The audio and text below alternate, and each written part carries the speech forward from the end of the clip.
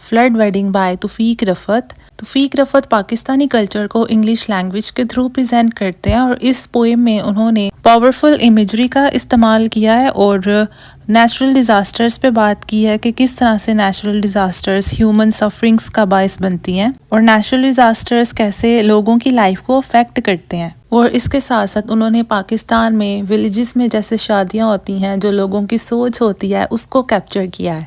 अब इसकी line by line explanation करते हैं और लास्ट पे इसको फर्दर डिस्कस करेंगे। ये पोएम 5 स्टैंजास पे कंसिस्ट करती है। स्टैंजा नंबर 1 है they are taking my girl away forever sobs the bride's mother. Poet ये लाइन्स ब्राइड की मदर के पर्सपेक्टिव से नरेट कर रहा है। ब्राइड की मदर रोते हुए कहती है कि वो मेरी बेटी को हमेशा के लिए लेके जा रहे हैं। As the procession forms to the whine of the clarinet. Procession का मतलब है ग्रुप ऑफ पीपल और क्लैरिनेट एक वुडन म्यूजिकल इंस्ट्रूमेंट है। जैसे जैसे क्लैरिनेट बजता जा रहा है वैसे वैसे ही क्राउड भी आना शुरू हो रहा है। शी वॉज द शाई one, how will she fair in that cold house among the strangers. ये भी ब्राइड की मदर कह रही है कि उसकी बेटी शर्मीली है, वो किस तरह से उस घर में उन अजनबियों के साथ रहेगी। This has been a long and difficult day. ये एक लंबा और मुश्किल दिन रहा है।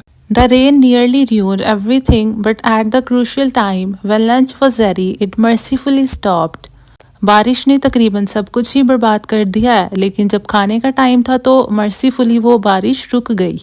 It is drizzling again while they assist the bride into the palanquin. palanquin कहते हैं डोली को जिसमें दुल्हन बैठ के जाती है। अब जब दुल्हन की रुखसती का टाइम आया, उसको डोली में बिठाने का टाइम आया है, तो बारिश दोबारा से स्टार्ट हो गई है। डिस्लिंग कहते हैं बूंदाबांदी को, यानी अभी प्रॉपर बारिश तो स्टार्ट नहीं हुई है लेकिन बूंदाबांदी होना शुरू हो गई है। This girl has been licking too many pots. अब ये यहाँ पे एक सुपरस्टिशन है कि जिस लड़की की शादी पे बारिश होती है, इसका मतलब है वो तसले चाटती है या हांडी चाटती है। उस ब्राइड के लिए भी यही कहा जा रहा है कि ये तसले चाटती है, इसीलिए इसकी शादी पे बारिश हो रही है। Two strong lads carrying the dory, a cot, a looking glass, a thin trunk beautifully painted in grey and blue.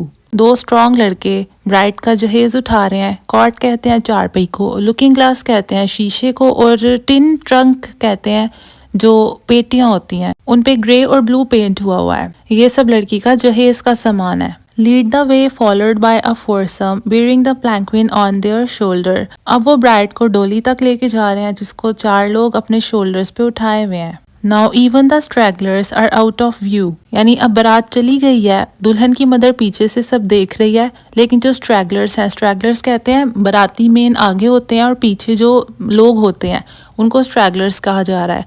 सो अब वो भी नजर नहीं आ रही, यानी अब वो वहां से जा चुके हैं। अब स्टैंजा नंबर 2 है और ये स्टैंजा दूल्हे के पर्सपेक्टिव से नरेट किया जा रहा है।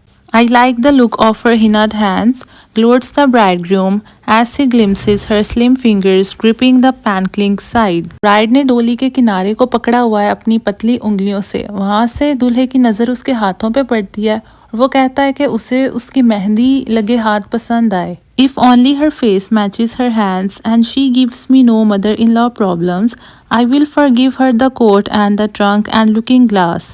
अब ब्राइडग्रूम कह रहा है कि काश उसका चेहरा भी उसके हाथों की तरह खूबसूरत हो और वो मेरे लिए अगर कोई मसले क्रिएट ना करे तो जो वो जहेज के सामान में थोड़ी सी चीज़ें लाई है मैं उसे माफ़ कर दूंगा। यानी यहाँ पे एक टिपिकल विलेज शादी दिखाई जा रही है कि ब्राइडग्रूम ने अभी तक एक दूसरे को देखा भी नहीं हुआ और दूल्हा सोच रहा है कि काश उसकी ब्राइड खूबसूरत हो, वो कोई प्रॉब्लम्स क्रिएट ना करे, और उसे ये भी है कि वो जहेज कम लाई है लेकिन अगर वो खूबसूरत होगी और कोई मसले क्रिएट नहीं करेगी तो उसको फिर कोई इतराज़ नहीं उसके कम जहेज लाने पे। Will the rain never stop, क्या बारिश कभी नहीं रुकेगी। It was my luck to get a pot licking wench. अब ब्राइडग्रूम भी यही बात कर रहा है कि ये मेरी किस्मत थी कि मुझे हांडी चाटने वाली लड़की मिली है, यानी वही सुपरस्टिशन के हांडी चाटो तो आपकी शादी पे बारिश होगी। अब स्टैंजा नंबर 3 है और पोएट ये स्टैंजा ब्राइड के पर्सपेक्टिव से नरेट कर रहा है। Everything depends on the ferryman now.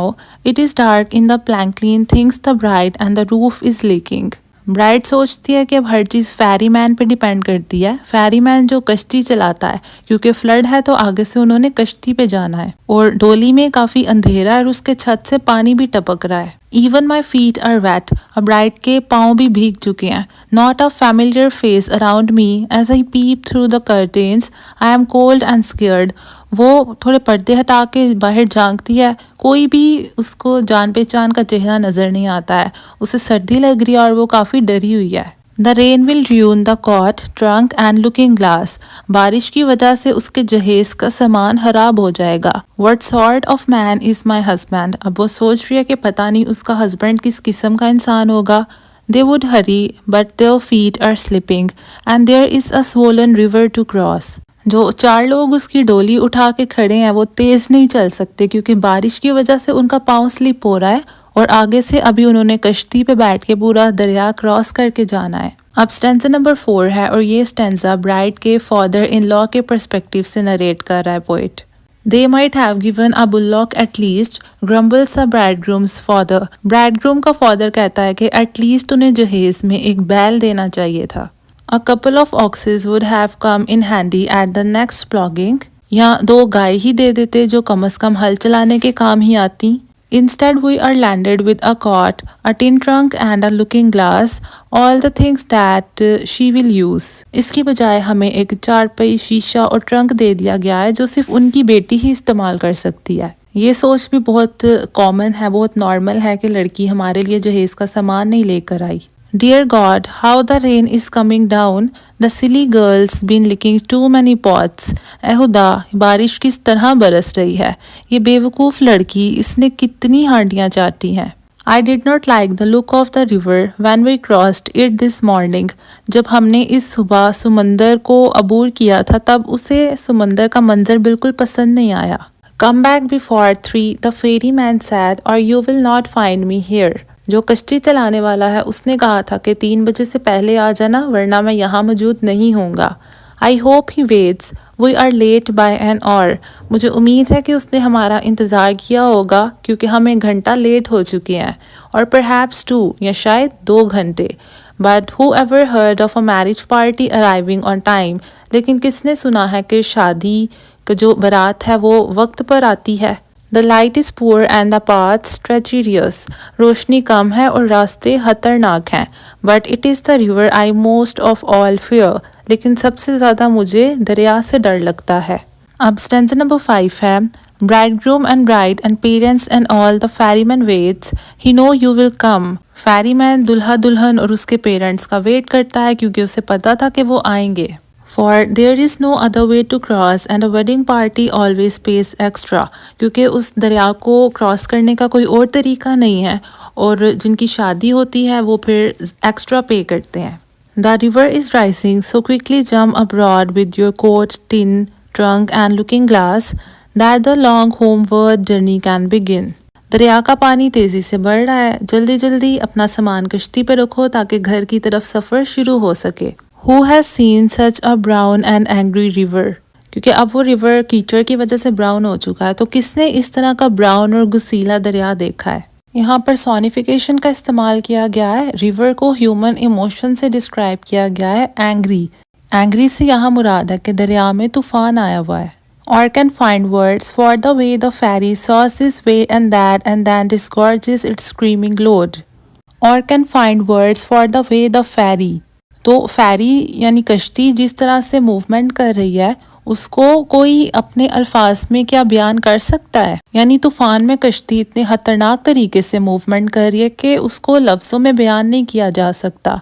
Sauce this way and then this gorgeous, और सॉस का मतलब है मूविंग वायलेंटली, तो जो कश्ती है वो बड़े वायलेंट तरीके से आगे पीछे को हरकत कर रही है।